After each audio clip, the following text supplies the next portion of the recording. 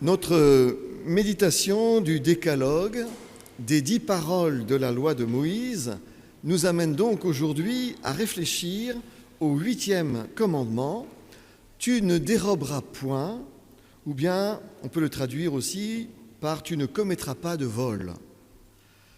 Le Code pénal français définit le vol à l'article 311 en ces termes. Le vol est la soustraction frauduleuse de la chose d'autrui.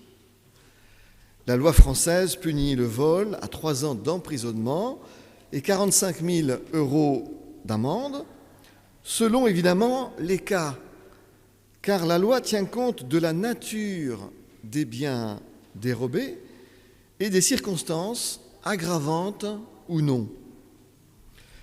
La sanction peut aller jusqu'à 5 ans de prison et 75 000 € d'amende si le vol est commis à plusieurs par une personne dépositaire de l'autorité publique ou commis contre une personne dépositaire de l'autorité publique, lorsqu'il est précédé, accompagné ou suivi de violence, et ainsi de suite. Le Code pénal liste plusieurs autres cas de circonstances aggravantes.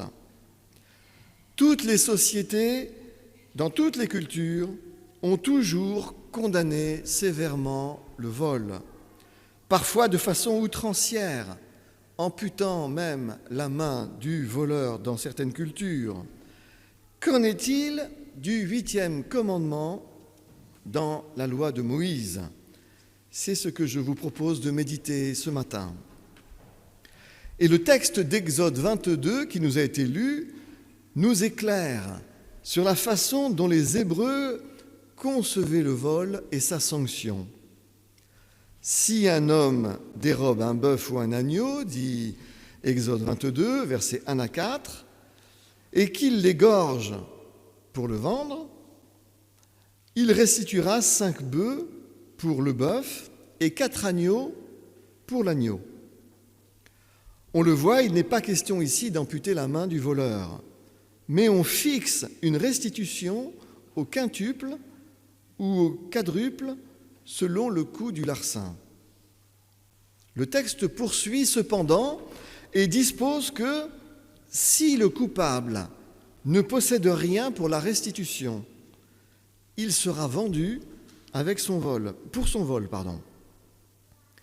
Si ce qu'il a dérobé, bœuf, âne, agneau, se trouve encore vivant entre ses mains, il fera une restitution au double. La restitution au quintuple et au quadruple ne valait donc que si le fautif avait égorgé les animaux pour les vendre en pièces de boucherie. Si les animaux étaient récupérés sains et saufs, la restitution devait se faire simplement au double. Le texte poursuit. Si le voleur est surpris dérobant avec effraction et qu'il soit frappé et meurt, on ne sera point coupable de meurtre envers lui. Mais si le soleil est levé, on sera coupable de meurtre envers lui.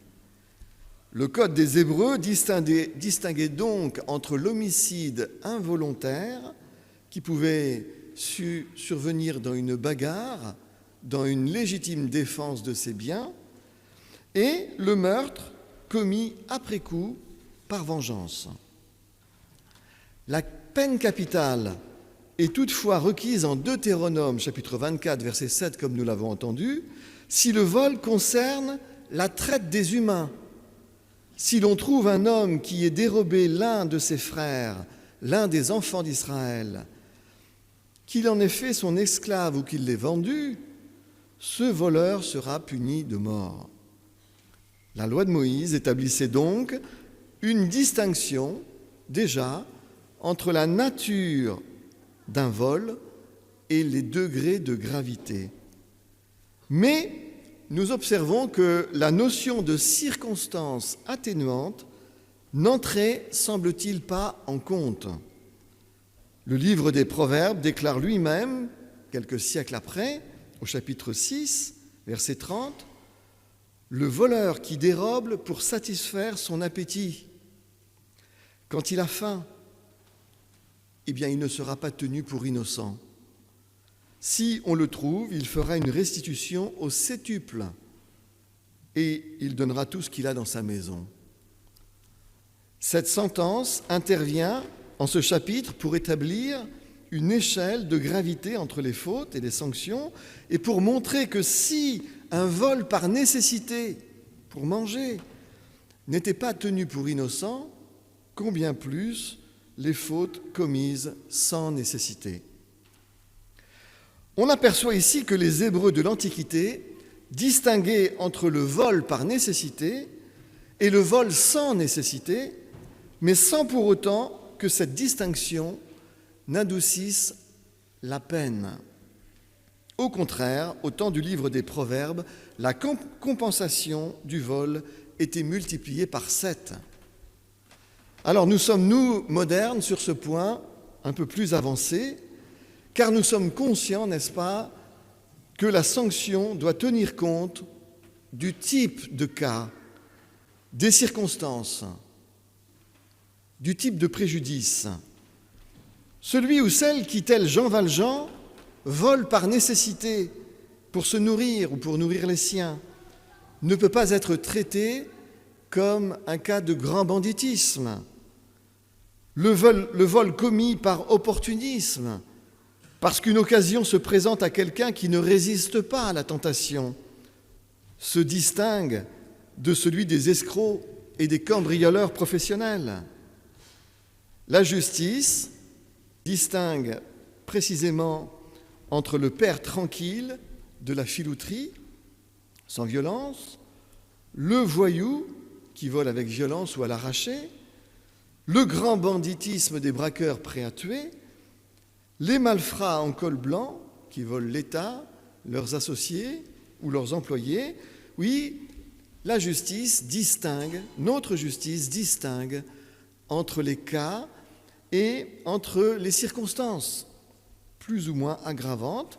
Elle distingue aussi, bien sûr, le ou la kleptomane qui relève de la psychanalyse ou de la psychiatrie. Et on ne traite pas de la même manière ces différents types de cas et de personnes. Au travers de ces distinctions nécessaires et éclairantes, il apparaît que toutes les sociétés de tous les temps ont toujours sanctionné le vol, même mineur, même par nécessité. Pourquoi ?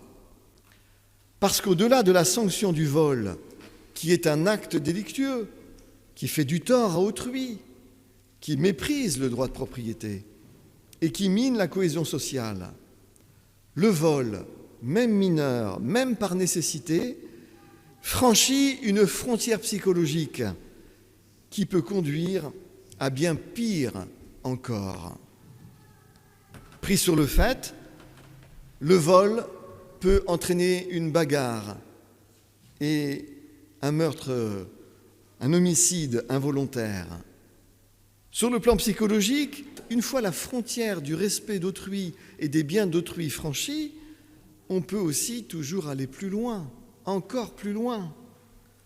Et il arrive qu'une incarcération pour un délit mineur entraîne des rencontres néfastes. Les mauvaises compagnies corrompent les bonnes mœurs, dit l'apôtre Paul dans 1 Corinthiens 13, verset 33, et c'est le poète grec Aratus qui le cite. Les mauvaises compagnies corrompent les bonnes mœurs. C'est aussi ce que suggère le psaume 1 en décrivant la progression que nous les humains, nous connaissons dans le mal. Le psaume 1 dit « Heureux l'homme qui ne marche pas selon le conseil des méchants, qui ne s'arrête pas sur le chemin des pécheurs et qui ne s'assied pas sur le banc des moqueurs, mais qui trouve son plaisir dans la loi de l'Éternel. » Voyez-vous, quand on marche avec les méchants, on en vient fatalement à un moment à s'arrêter sur leur chemin. Et quand on s'arrête sur le chemin des méchants, on en vient fatalement à s'asseoir avec eux. Il y a une progression, il y a une contamination. Les mauvaises compagnies corrompent les bonnes mœurs.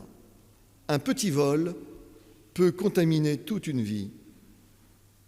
En fait, même mineur, même occasionnel, même modeste, le vol a pour conséquence de saper la confiance sociale, quelle que soit la nature et quelle que soit la mesure du délit. Tout crime, tout délit entraîne le discrédit social. Mais le vol a ceci de particulier, c'est que même s'il est mineur, il disqualifie socialement l'infracteur. Le voleur, même débutant, même modeste sur l'échelle de la filouterie, perd instantanément la confiance de tous et de toutes. On ne confie pas la gestion des biens et des choses à une personne qui a franchi, même tant soit peu, la frontière du vol. Le moindre larcin opportuniste et occasionnel suffit pour entraîner la méfiance sociale. Même lorsque des personnes aussi bienveillantes que l'évêque bienvenu Myriel donnent à Jean Valjean une chance de se reprendre et de devenir un autre homme, Jean Valjean doit dissimuler son passé et se dissimuler derrière une autre identité pour échapper au commissaire Javert, qui a du mal à admettre que Jean Valjean ne se réduit pas à une faute commise naguère.